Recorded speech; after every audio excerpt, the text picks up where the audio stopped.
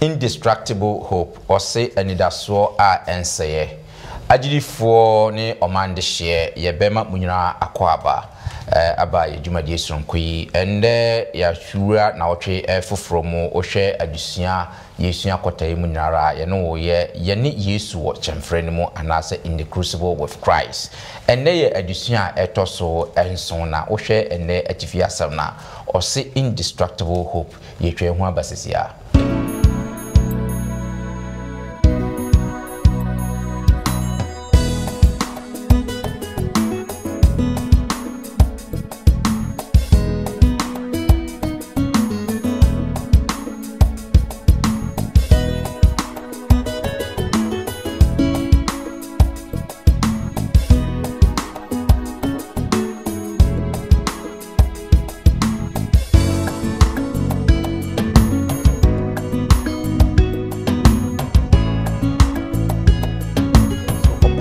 So ena ye tinyankopon ase no ebeboa ya mase ye kochemfre bi mu a ye betimi ehu ne ebese ye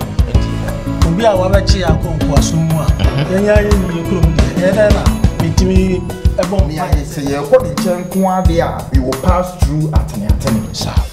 top stars we nyina no omo nyina fa chemfre no mu omo nyina ko crucible mu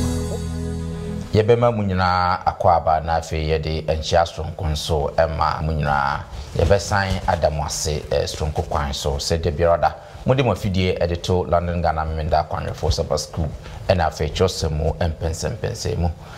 na kwasem ne se adusua no ayede pa ye na womo a omoboa ye ma na otwebia di sa adusua yi ebrem no 3ABN TV Ghana eye dwumaku a omoboa yempa so yasenema etimedisa adusua yi ede ebro sene de biara ye ka no 3ABN TV Ghana no enye adwumaku a omoye edeje emfaso yankwankwa bina fa sa dwumadi de ato omo so se ombema wiase afana nyina ate onyankopon asem ebia na wo de wuntimi nko enkoka asem no ba to bitime yi kakra ede aboa na asem na timi ahwe afita se o mo bia pese de boa 3ABN na ye de number bi ebegu yemfudi no yemfoni no so fa obi beje wo so na woni na di nkomo kakra bia bitimi no fa boa 3ABN na onyankopon ebe ehrawo pa ye.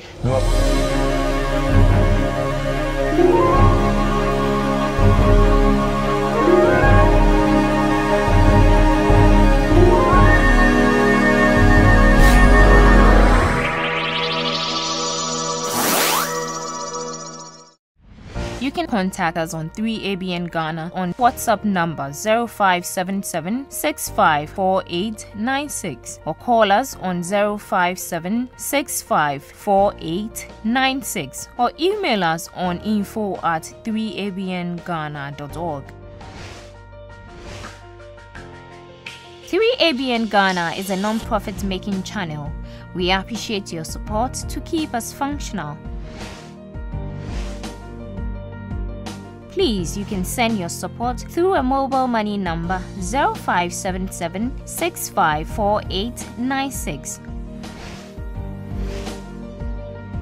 or EcoBank account 3 Angels Broadcasting Network Ghana 016008453096101 University of Ghana Main Branch. Visit our website at www.3abnghana.org. 3ABN Ghana. Experience the excitement. Abuga force nko ha omo ba beboa na de sahadwumadi dia abram but answer na no mayenko tie enwum free London Ghana Memenda kwanjofo single man for ho wie enwum na meba bedo madi na afi yedi adusua no e de ahyehye so.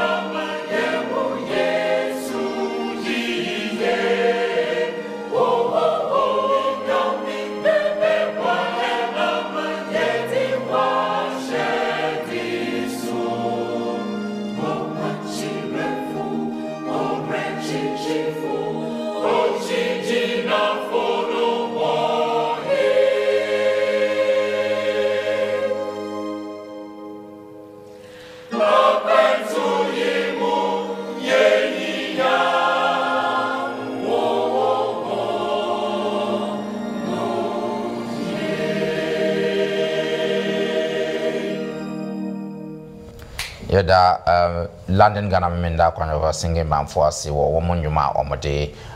brain mabigwafoɔ a wɔwɔ ha wɔn ba bɛboa na yɛde saa dwumadi de abrɛ mu no ɛnɛ media mosomfo Bismarck Mensa yɛwɔ adom ti mewɔ Elder Kingsford dua boama ɛka me ho wɔ ha sɛ Elder yɛma wakɔaba good me kɔma ni mu a Elder Hansen Asamoah nso ɛna ɛti mfimfini no Elder yɛma wakɔaba na fe me kɔ manimu nso a Elder Dr. Alex Collins Alpha ɔno nso na ɛti ɛtoɔ no ho ano Elder yɛma wakɔaba me da mo asese mu nyina yɛto nsa frɛ mu no motimi aba no kwasɛm ne sɛ last week yɛhwɛ adusua bia na de pa fat na eno so adusua de pa ewu mu pa sa wo hwɛ last week adusua na sɛ na struggling with all energy yɛde ya ho de nyina de di aprapre sa adusua no mu no ne hu sɛ ane onyankopɔn eboa yɛ wɔ kyemfrɛ no mu nanso eduru ba bia yɛ pɛ na onyankopɔn de ama yɛ no nso ogya mu ma yɛ ema yankasa nso edidi dwuma nti wobɛhu sɛ na Paul etu omofo sɛ ɔno no ane onyankopɔn na hwɛ no so ɔma na hoɔden de nanso eduru ba bia no nso de na hoɔden de yɛ niema nti ɛnyɛ sɛ yɛ try sɛ onyankopɔn ho nkonkon no nko a yɛ de yɛ te hɔ a yɛ nye bibia da bi nyankopɔn ama yɛ nyansa ama yɛ adwene ama yɛ ahoɔden a yɛ nso etu da bi yɛ wɔ sɛ yɛ yusu ne nyankopɔn de ama yɛ no na divine nso de na bɛka ho na etimi de adi yɛ kyɛmfrɛ na ɛba yɛ nso no so no kwasɛm ne sɛ ɛne de no nso yɛ adusua bi a de paa yi na sɛ ne wan yi wo ho free last week de no no me ne wo nsan yɛ sɛ adusua wei na ɛbɛte nneɛma bebree ase adusua na tifi asɛm no ɔse anidasoɔ a ɛnsɛyɛ ma yɛ mompa yɛ nwie na afi ewia yɛhwɛ emu ankasa nti Elder Kingsford ɛbɛbɔ mpa yɛ ama yɛ yɛda wase yɛne gya tumfo yɛyi wa yɛ ne yɛkamfo din sɛ ne da yi so a yɛ wɔfɛ no ato nsa frɛ sɛ yɛmmra wo no ase na waa nkyerɛkyerɛ wo nsɛm a bɛboa yɛ ma wie yɛ biri yɛtumi agyina ma wo anidasoɔ a wode ama yɛ no yɛbɛtumi akurem kɔpem sɛ wobɛsa aba tia sɛ sɛ bɛka ho ma ho konkron me yɛ kyerɛkyerɛfoɔ kakaefoɔ mmra yɛsua wade suan na afei ɛnsakra yɛn ɛma yɛ ahoɔden ɛma yɛ tumi yɛntimi ntra asɛma kɔpem sɛ wobɛba ɛsrɛ wei wɔ dɔba Yesu Kristo din mu amen amen yo yafre Yesu Kristo amo abetra ye mu dia na yebetimi ahwe ye de sua no mu ɔse anidaso a ɛnsɛyɛ yɛnka abɔsam no yɛbɛfa afiri Roman fo ngoma no ɛkyɛ yenum nyemu enum Elder Hansen sɛ wayɛ krado a ɔse na anidaso nhyɛ aniwuo ɛfiri sɛ wɔnam ho kronkron a wɔde ama yɛn no so ahwie nyankopɔn dɔ agu yɛn akoma mu amen wo yɛ Roman for ɛwon krafta Paul tikotro koma Kristofoɔ na normo Rome no ɛhu ba bi na yafa yɛde ayɛ nkabɔsɛm na yɛkum no yɛbɛhwɛ na afi abamu na afi yaka ɛho asɛm yɛsɛ wohwɛ adusua no tɔfa boya na wotwim nyinaa mu yɛ ba bɛ ɛhwɛ ya yɛhwɛ bibi sɛ woyɛ Kristoni sɛ nneɛma kɔ yie ma wo a na de bia w'anim ɛsrɛ onsi gu wiem na wo srɛ ɛyɛ na woto ayɛyie ne anidaso nnwom nanso sɛ afei deɛ edum pempenso bi na huhu wɔ kyɛmfrɛ no mu a saa ayɛyie nnwom ne saa anidaso nnwom ne na atekɔ sɛ ɛkɔba ne saa na ɛyɛ na yadwene mu ɛyɛ yɛnsɛn na empokura mpo no yɛnte aseɛ ɛwɔ nyankopɔn mu no ɛyɛ na ɛte sɛ ɛna afei nso ɔkwan bɛn so ɛna yɛte nyankopɔn ase no ɛbɛboa yɛ ama se yɛkɔ kyɛmfrɛ bi mu a yɛbɛtumi ahu nea yɛpɛ sɛ yɛyɛ nti adusua yɛpɛ sɛ yɛsua no saa na wotwi mu no ɔde yɛbɛfa nneɛma bebree mu ne nsɛmbisa bebree ne trɔsɛm akenkan bebree na yɛmfa saa adusua yɛmbra na wie no na yɛtumi ahu saa anidasoɔ a ɛnsɛ yi sɛnea adusua no ɛsi ɛkɔ nti no maame bisa Elder Hansen first yɛhwɛ adusua no indestructible hope yɛka sɛ anidasoɔ no a ɛnsɛ no sɛ wobɔ no tɔfa in terms of deɛ yɛasua nyinaa yi ɛne atifia asɛmi a wɔde ama yɛ a wobɛka no sɛ nsima baako meda se Bismarck de tɔfa bɔ mu no ɛne sɛ yɛka anidasoɔ asɛm a yɛntimi ɛngya kyɛmfrɛ no a crucible and now how am I near ye kumuno. And the last 2 weeks of this year, I say extreme heat. I know a ship, say a bassa, who dear Mudi can say, dear pain, a bayimu. Ne tofa bunina, and say, ye nam or how mu a mania much and friend mua, ye ni abrea, ye whom ye one. Ye were ni that swore ewo unyankopon. Okay. And yes, we're giant. And it's near yes, from Fitiasi and first lesson, maybe real feet. There be a vessel apostle. Or see the shepherd's crucible. Psalm 23. Ah, or Chire, sa, as someone will say. A radi a yammerfunti. She in yame, a yenny that's once. If you say, William will say, oh, how no more, or how no, a bakura, and no muna or Sandy Maya and say, or the old two. Nti wudi di na se wonnom na wo bibia ko ye wura from adidi bia esu e honjoa eno no so wani da so woni mu na mum enka ho a so wuko value of shadow of death wo problem mu a enye se wusuro bibia if you say one wo eno na ba na no ma kichiro we ntinia adisua no person de ma ye nyina ne say it doesn't matter where you find yourself no wo wani da so wo nyankopon a wa hyebo say orinya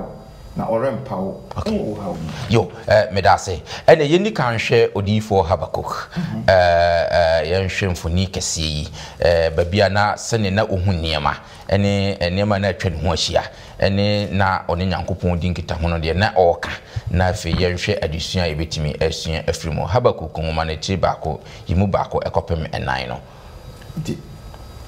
Habakuk ti baako ko 29 no say ye nom ne ensem a awurade kire odifo Habakuk oh awurade mentie mu nkosi da ben ara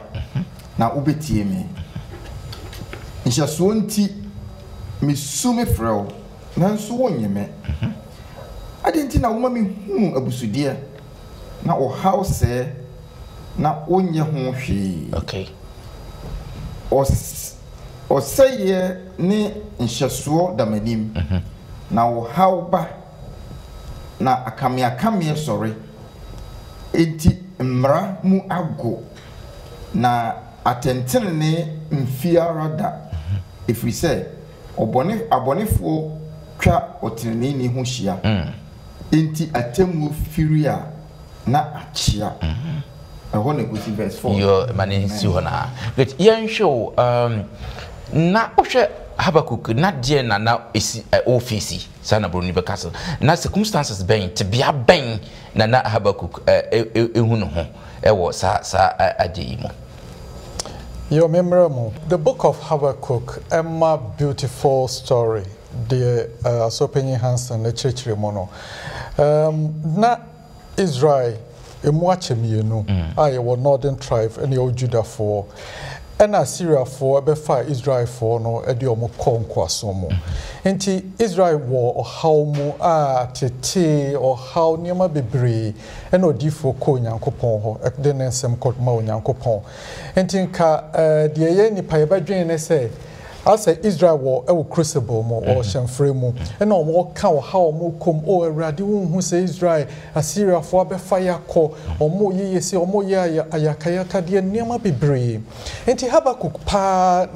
ye de totoye nyina ho a enka de o hwe fro nyankopon sen ko nyankopon be ka say oh me ba Habakuk mate de o ka no enti don't worry cry china me be yi mo firi ho nanso Bible ka say oni onyankopon ka say wie ye no na onyankopon ka kire ne say hwe baby amu wono krafe na ahyase na Judah no so aka no so Babylon be fam so akọ na o how na o dwese mu wom no o how no ebe ye moho bebre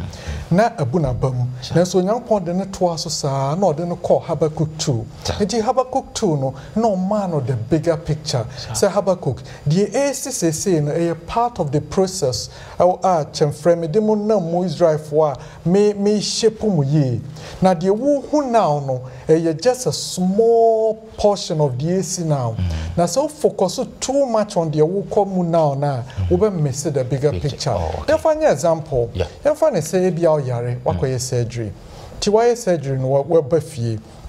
your surgery what yaw nti be after few days wo yaw be brain no akọ doctor ho na ka che doctor so doctor surgery now ye no me ti pains ba yaw be brain na doctor ka che so mo akoma nto yem a part of the healing process or yaw no afa kura na obete kese nanso entna ho forever e bedro baby no oya no beko enti die adisuano etwen adwen nyina besi ne say ye wo chemfre no mu a ye crucible no mu a die beboa ye pa ma yetima gina mu ne say odofo mem focus too much on the AC now no a bigger process chemfre no say yes cha adisuano say from lesson 1 no a process onyankopon e dey faso na enkekan ne niema emfata wo ye ho nyina no o ye free ho Inti now how be more. Don't focus too much on how now woman no. Look at the bigger picture. Mfonike see sani asopenyi Hansen refer you to Psalm 23 no. Onyankopon di siesie odi wako fie. Edena ko ni fie. Inti dia won come say no. It's just a small aspect. Ma wani nsi mfonike see so. Great. Inti na Habakuk be hu mfonike see no. Afi chapter 3 no na o yinyankopon aye. Great. Me da se pass doc watch him say yenko yanim otrofo bia no waben pa friend no Oswald Chambers otro assembly am pese ye hwet nasam no se ne osi troye na ye say ye ne ya adwen se ne ya adwen a ene sen na ye nti ase wo mu no esi etie o se onyankopon enka no kan ni se o se onyankopon enka ne opese oye na emum oyi no ho adi ena gikyereye sasem we nenti ase anything me da se minua emse sa ochrecherefu yi asampotin a opese ye de ani susu ana se ye kai ni se onyame no ayesom no no yini nana mprebebre noma bituto ye wo ye yakwam na ya yebusa urade se urade uni ho ana ade na ma sadi esiye Erade ada na wan yi hu adi ankyere me ansana woye den wodi sa o ha wi ba amsa disua no ye frase no o kan bibi o na no answer that question say ye ko ye ha ni ya bebresim no to da bia ya ne ya sumdwe ya nida so ai wo kristom ehihim na no ema ye edwen anase ye de onyankopon ehye obi aka say we put God in a box. And I'm saying, Yanti Onyame ase nintino. Yan yadwin mu de, pese ye ti Onyame ase ehunu se Onyame anamo se na wutu, kwa se na wo se ofaso. Ho na onua yi kire yen se Onyankopon ye bibia. O me gi permission anase o me kan kire yan san na ye. So Onyankopon be kan sa asem no kire yan a. Na se ye betimi a predict de Onyame pese wo ye ne, pese wo ye o kira. Na so Onyame no anyi ne hu adi enkire yan a. Ye ntimi ehu no. Sa. Se ye dwen sa ansem mu a, ne ye dwen Job. O ha wo okomu, amane okomu a, ebe me yate Onyankopon ase. Ebe me yate se Onyankopon no ayesom no no. Ye ni na. Yen kan Job 42 ho. Job 42. Chapter 42 verse 1 no. Yehwe ye nua Job a emso Job ko ohaw ni abebresem bebre eduru ba bi no ne namfo nom kura ba ne nchen ne yire ba ne nchen se Onyame a wosom no no ade na nkasa ntia nanso enam Job Onyame a no wosom no no nim no nti no obusa ansem bebre obusa questions bebre nanso at the end of the day no Onyankopon yi ne ho adi ma no hu se Onyankopon a mesom no no o bibi papa bi mame nti chemfra me ko mu nyina no o hawa me ko mu nyina no Onyame kopon asiesie bibi pa bi e wo ho a o de eje me nti onua na asem na wo ka se Onyankopon bibi a wo ye no yentimi emusa Onyame ana se Onyame meyi na di nkyere but at the end of the day no menu no si enim Onyame a yesom no no a ibehunu se ampa Onyame One year nanam. Great. Obi ka asem bi said the footsteps in the sand. Obi a onam epoano no woko no ohunu se anamon tuo no enipa mienu na ekọ duru ba bi no ohunu anamon no bi. Yeah. Onyankopon se emere mu oye de no na ede ama usi mabatiri so sana onipa onwan wo ka che nti onyankopon reveal anaso oyi ne ho adi kire yen am yehunu de wo ye na emum o me kan kire ye de wo be ye samiri ye di Job asam no toto ho a eda di pefe adi kire yo amen but as mama fa kakranka elder dey say in the Bible no kirosem ye kuta yen normal bebre wo mu a edu ba bia na se one te contest kora o de kiro ya ase a na ebe ha okakra sa ebi te say ye kan Amos chapter 3 verse 7 Awurade Nyankopon renye bibi ise wayi na di a kire ne nko adifo ansa sa enti therefore se me gina we so a wan hwa na me ko bi se nyame why because who person ye bibi a wi na di kire wa ko adifo emra Samuel eya akora na o te Eli nchen no ofre no mprensanso no ko Awurade kasa na wako aritie o se ke me be ye bibi o Israel na ne obetie bia na so mu be ye no chewo and this is something I say or predict ade obeye but ne say yeti ase ne say sa no ma hodo o kan ho asemu nyina no eye atemu nsemu a na ode bre o man no enye amanehunu a wo komu a o bi se nyame why me it's okay anytime obekwa ko bi se nyame why question no he doesn't answer in the Bible me hu bi if we say Jeremiah in the book of Lamentation and Jeremiah wa no obi say the same Habakkuk question see obi say bi onyame amano the answer to the why but ne oye ye ne se ne Oswald e kan ye no oyi ne hu adi kire ne se ne onu nyame tie emra Osman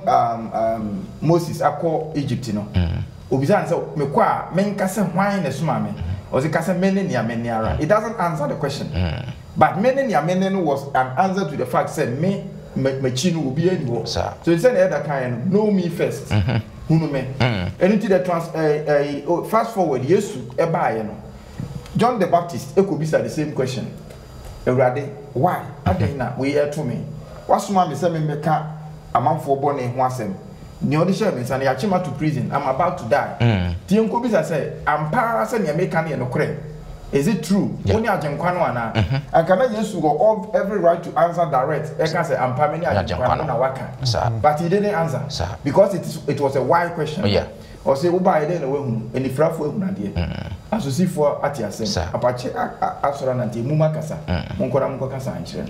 And this is how God works. Enti eba Job bi emu a Job bisa why Awurade aden because Job di asem no me anka bebisa ye kora ye de ankiti kora ye bisa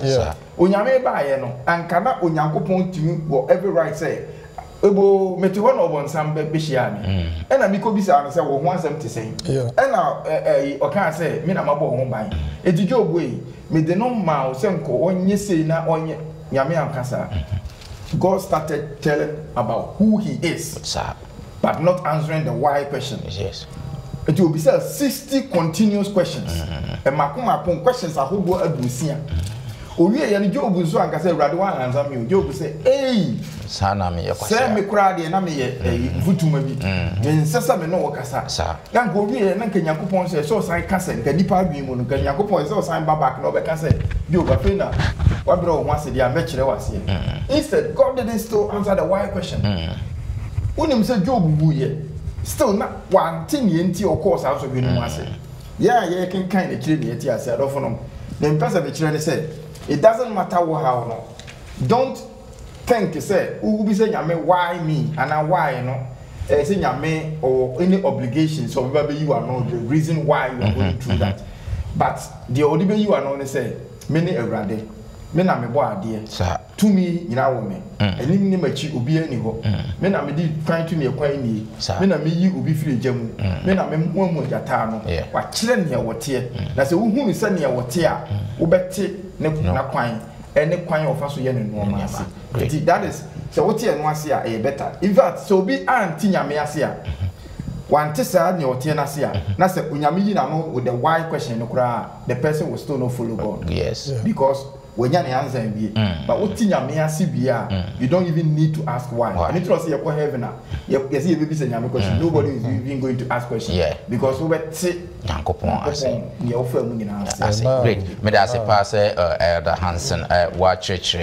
musanti abusiafo se ne esi ekono bibi ekọ chemfre no mu na se obisa Nyankopon adenti a Nyankopon ta answer adenti question no because o bisa na obeka cho say uni mo kwan fa so a obo soro ne asase uni mo kwan fa so a epo ebisi ho uni mo kwan fa so awia uni mo kwan fa so ansueto uni mo kwan eno no de be yi ano na uhu sa nema we na wa watena zaka say nyame ende mpacho enso ho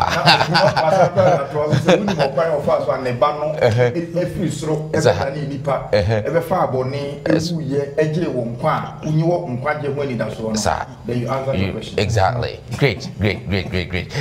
Yes, yentoa so we serve a powerful God. Wotena se a etina adusua no pese na yete Nyankopon ase sanse se yete Nyankopon ase ne nam chemfre no mu a ya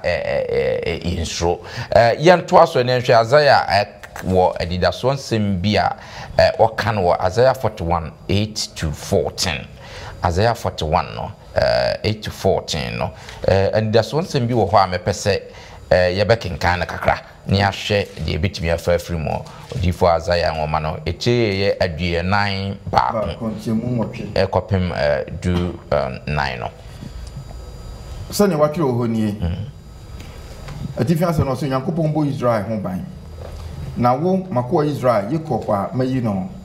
medofo Abraham asefo wo a maso mu afiri asase ano na mafrɛ wo afiri na hyase so aba na hyase so aba na makira wo sɛ makoa ne wo mayi wo na mento wo entwene nsiro na mene wo wo ho ma wakomantu na mene wo Nyankopɔn mehyɛ wo den nso meboa wo nso mede metire na nifa bekura wo mu hwɛ wona wonbu afu wo nyina ani bewu na wasopa na nipa a wone wo anya no beye sede wonye hwe na wayera wona wone wo ham no obehwehwe won nanso wo hu won na wona wone wo di akon no beye sede wonye hwe na wasa na me Awurade Onyankopɔn mikura wo nifa mu me na me se wo se nsuro na meara meboa wo nsuro aboawa Jacob ne mu Israel ma mea meboa wo Awurade na wo kan na wo jefo ni Israel kron ni no amen. Yes, this is when Israel for exile and Nankopon Isaiah so Musa and crashes me a dear ben na ye bit me a fair free moon and in the Odeshe edition ya addition yet pa Israel a conquer so mo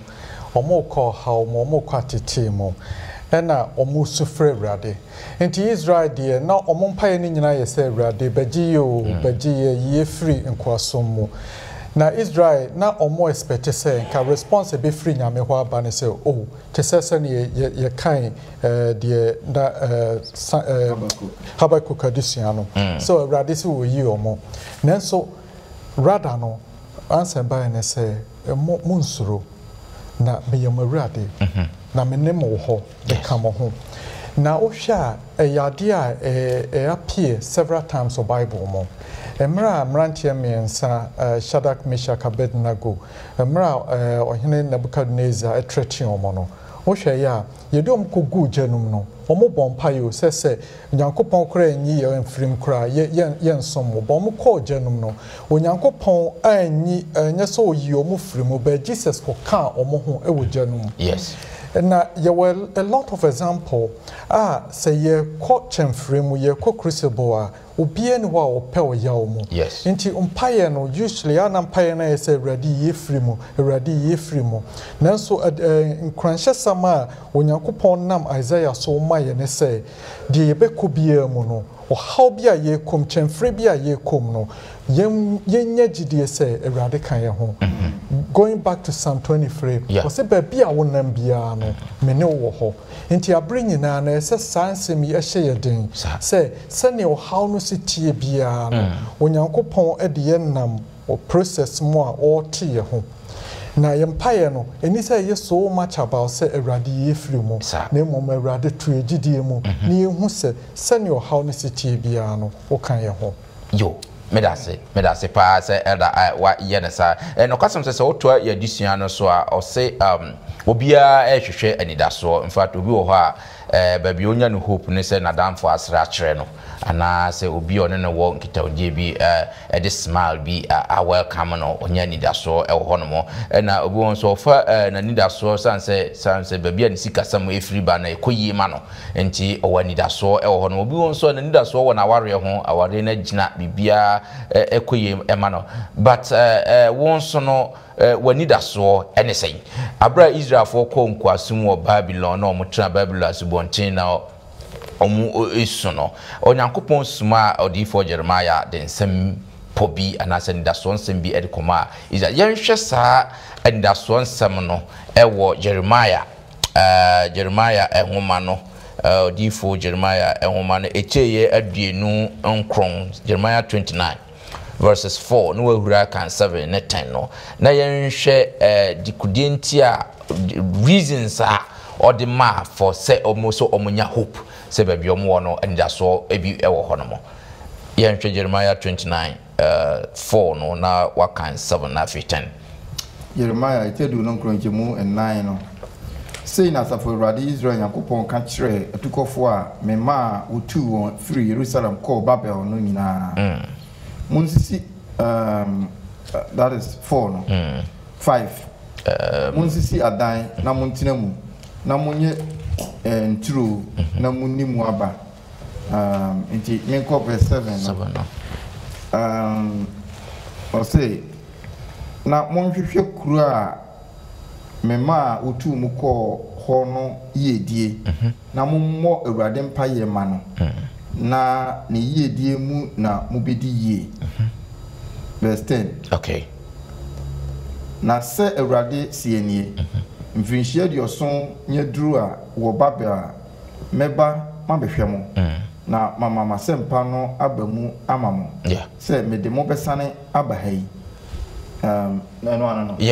fasi hona great yenhwe onyankopon hyehye ya na owoma na plans na omwoma Israel for yi edien na yibitimi asua afrimu anida so be na was our plans we mo yo miniam dance I'm talking concept no ye kan no mra me de madwen edi akire no Israel for wo enkwasum na so onyankopon pese wo mo kyekire wo mo ekuro anasa wo mo mai wo sa enkwasum no wo se wo mo enhwe se o mbebo mpa ya ma o man no mo yie die sa na minu mienu a bebusa se obi a wabechi ya konkwaso mu a yenya ye ni ekrom de eda na mitimi ebo mpa ye se asomdwe mra man no kenya ebia ensamo ebekeka no na ebia enkofa papa emma na so nyankopon pese omo enya areshem se okan wo mo omo ha oni omo abebresa omo no onyameka omo ti wo se onye de omo chichiri omo abusua wo build houses omo ensiki the peace of the city. Okay. If you say onyankopon no a omo som no omo akonkwasom omo enfom so ena de omo course ankwasom na so onyankopon enye den empower omo onyankopon reject omo o say still ana he's with them. The presence of God eka omo e was o hawo omo ewo mu amani hunu awo mu na so na wie ye nyina mu no o so omo mpa ma o ma no onyankopon nya hom sa o say awie no ombeden ombesa akọ omo achi na so sa amre a omo wo sa chemfrem mu cause omo wonko asum omo wo chemfrem mu no yes onyankopon eka omo yeah onyankopon pese omo di yie onyankopɔn pɛ sɛ ɔmo anya nkɔsoɔ ɔhaw no wɔ hɔ deɛ nanso onyankopɔn abasa no ɛkɔ so ɛda wɔn so ɛm sɛ 7 hɔ no ɛhɔ me nua kan maa no na ɛyɛ anigyeɛ ɛsa ayɛ awerɛho awerɛho no sɛ mewɔ ɔhaw mu nipa no a wɔtete me no onyankopɔn nso sɛ meyɛ dɛ I should seek the peace of that city. That's right. Obi de wo kɔ haw mu ewiase a ɛwei ɔhaw bebrɛ sɛ onua bi kura tia ɔna so a ɛnsɛ sɛ yɛde bɛkyɛ no no yɛsɛ yɛbɛyɛ dɛ yɛsɛ bɛ retaliate ebi asa na nka wɔn adwe bɛyɛ no nanso onyankopɔn ɛnam sɛ ɔka wɔn ho no nti no onyankopɔn sɛ wɔn hwɛ ɔman na somdue sɛ wɔn hwɛ asomdue no a ɛbɛma wɔn so anya asomdue na wie no hope a wɔn wɔ onyame mu no it will come to reality sɛ onyankopɔn bɛsa de wɔn akɔ back yo me da say Hans yo elder nyamishra em say wabo e ho no nyina to fa am fa we can yam from my personal grounds you see yeah can Israel for the whole Judah nyina ye de omo akonkwasom then elder kan ye no it is one thing talking about nkwasom and another thing being part of it say ye kan nkwasom a im say ye nananom a ye befa omo ko nkwasom mu no I'll be more kudi Jamaica ne be more call all over yenya Caribbean ne other on better say more than us but no muni ho no make story but then if you go to baby to say Elmina or Cape Coast Castle now you can story no about how I fa nipa do mu kwaso mu a okra na wuni ho no when they reenact the story you see the grip makoho twice na ye ka asem no ye narrative story no obeka se wugina ho bi na ye ka asem na such a person who slave master no ye se bompa ye man on personal grounds so why ye ka se crucible ya ye ken obi o ha na crucible no ye obi na etete no o crucible no ebi kro ye ukunu ye wo yire ebi kro ye wabusuani wase bi o ha wade bi mu ne na se ne nkumafo ye no no na onyame se hwehwe wo mu yiedie it is not easy because what to ampa ye be na wo bo ama say nipa no wo tete deliberately wa utimi so wa kire wo say wo mpe wasem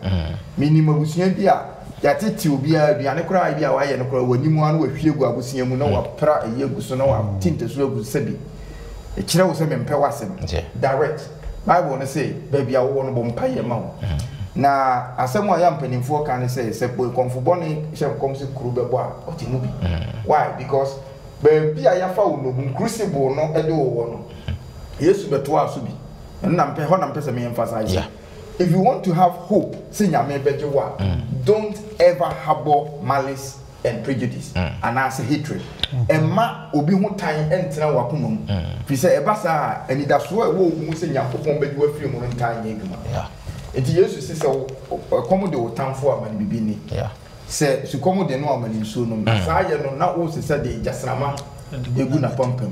ni nyina no e proverbial de but e kire wo say don't ever retaliate and from how so be the one am crucible mu a say ye wadwuma mu pani say ye adwuma mu koli say ye awade mu say ye abusua mu say ye asafo mu say eye neighbor whatever you're going through as onyame ba no srew crucible bia onyame ana obonsam de wonamu no hweye na wa ama otan enwura wakoma mu me so me kan ho bi mi hweye na otan enwura makoma mu wo obi a wode me nam wakeka me obetimi ka ho asem ya wote mo asem a na bibi ya wo se men kasa ne ho bi eye crucible ni bia but o say bompa yema wo it is an example elder dem tofa in 30 seconds onyame say have hope munya ni da so efise me na me pagya mo de mo akonkwaso mu in other words crucible no anase chemfre na wo how na wo na mu no me awurade me nsa wo mu bi enim ye to so mienu nya ni da so efise ba bia wo tie no se wo so ndwie ba ho abo srema wo so benya so ndwie di atene mu ye to so miensa o so munya ni da so efise me ba bi yi mu afiri ha amen e de mo akomochi in other words no nya ni da so se ensuo nto enkusi ena wiam so mbon kusi eye dene a ebesesa te ne na wona mo hawo mu a yankopon se nya ni da so kire se ebre bi ba wo de beye futuo akasa asere atuo mafo ana de atuo bifo eti ema ene how small piece no emma wo nyi wo ho mfiri onyame ni boshe ene na ni da so yo Great. Medase, Medamwase pa, moya dear Mamma Mokwana, or Yankopon, Edemo, Eduma Fide, young share, near dear Awie, Nafi, and Fansori, and Adiciano, so you share, young Ajano, Atinatine, Sene, Yankopon, Etnatine, Paul Tro, and Sembi Coma Hebrew for no, Hebrews chapter 12, verse 5 to 13. Yanking kind Honomokakra. Yanking kind na yenhwe sane nsem otre kwa yenso ekomayen especially sen na esi hye na otwimu anaze kwotemu adusua yesua sa nsem apo kokyere koma Hebrew for no yenhwe Hebrew chapter 12 5 to 13 no Hebrew se ti du mienu nchemu num kosi du miensa no kan tentem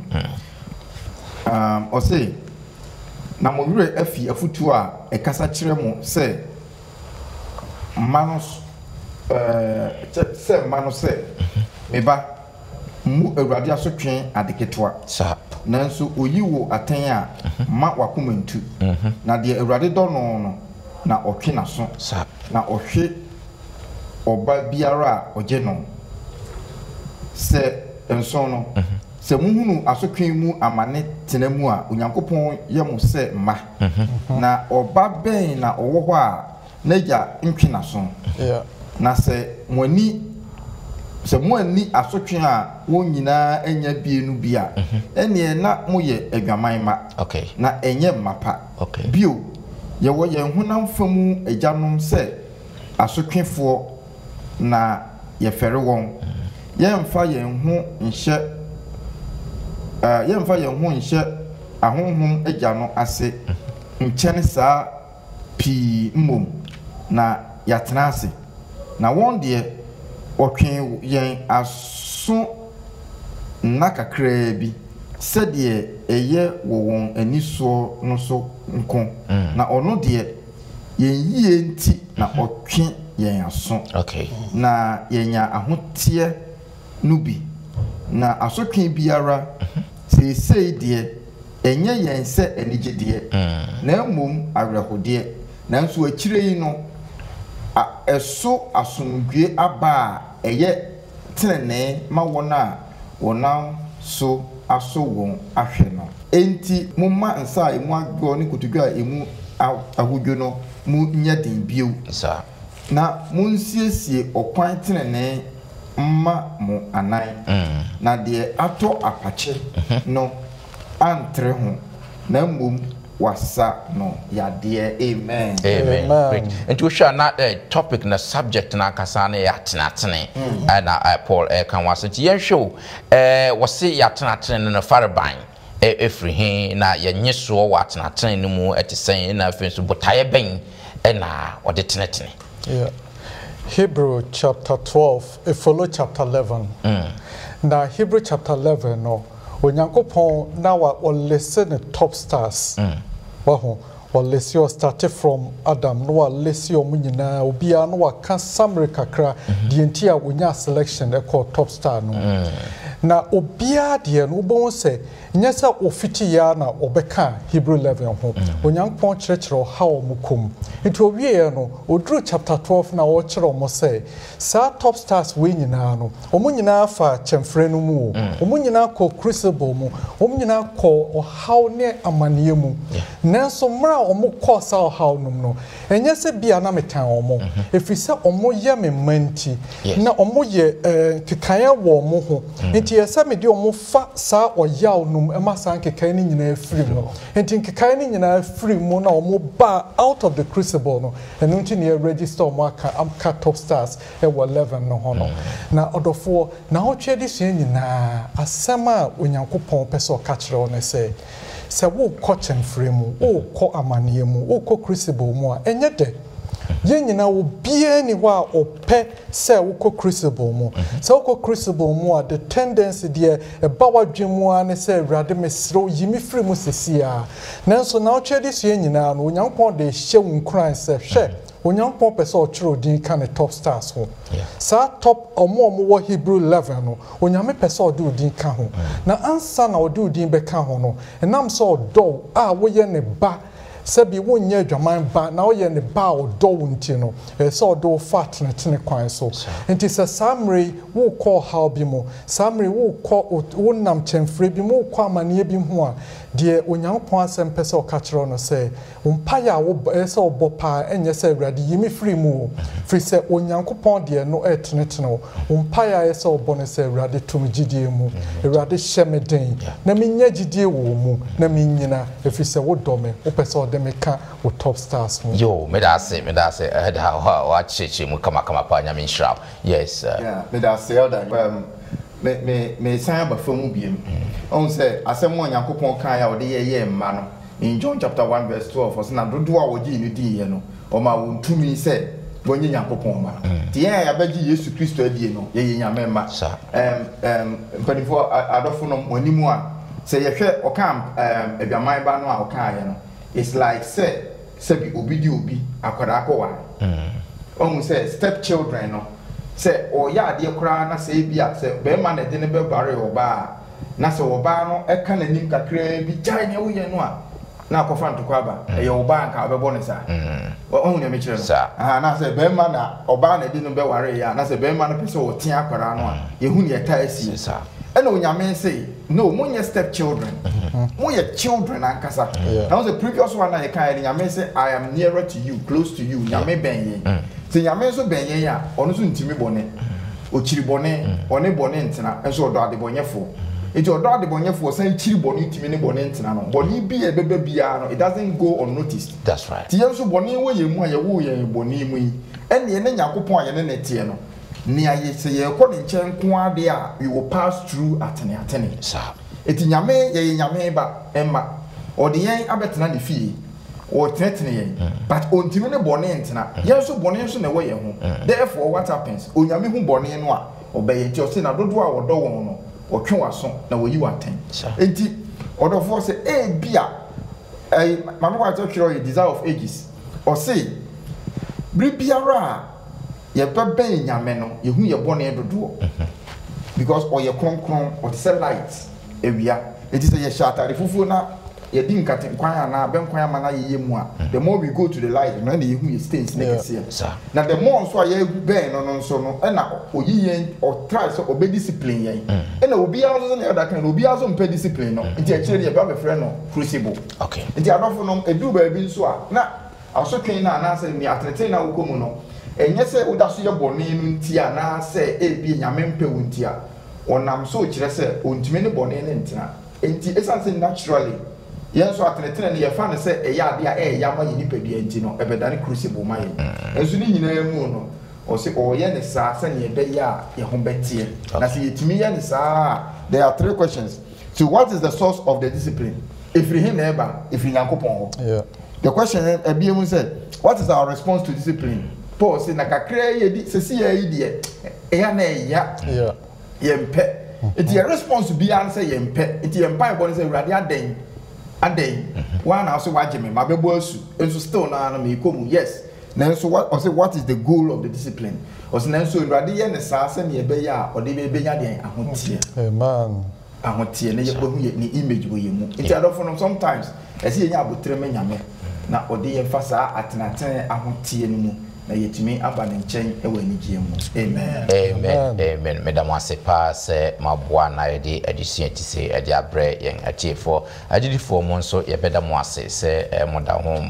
mudi mo fidie da so ewo London Ghana menda kwanjofo dwumadie yi se yene wo ye adisua etoso enson da se ne yede adisua etoso nwotwe no so ebe etoa mo so katewanie na mema Elder Kingsford inshiraso emaye